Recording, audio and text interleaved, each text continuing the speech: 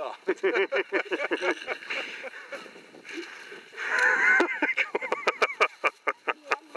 Der arme Kerl, der plagt sich da ab. Der ist bestimmt klatschnass geschwitzt, wenn Hetzler hier ist. Brandon, wir haben noch was vergessen. Nein, überhaupt nicht. Komm hoch. Quatsch, kleiner Spatz. Das war mal der Fisch. Sven kann fliegen. Fliegender Fisch. Aber beim Werfen ist es auch nicht besser als der beim Gehen. Nur.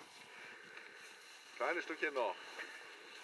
Kannst doch aufhören mit dem Aufnehmen, ja? Noch nicht, du bist ja noch nicht Wir da. wollen noch ein Close-Up haben. Von deinem verzweifelten Gesicht.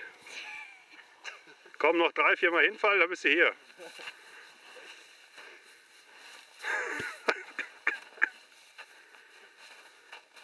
Ja, das wiegt entweder 50 Kilo oder habt Oder haben Schneeschuhe, genau. oder Schnuppschuhe. Der schlaue Mann baut vor. Mit meinem Gewicht würde ich wahrscheinlich gar nicht hochkommen.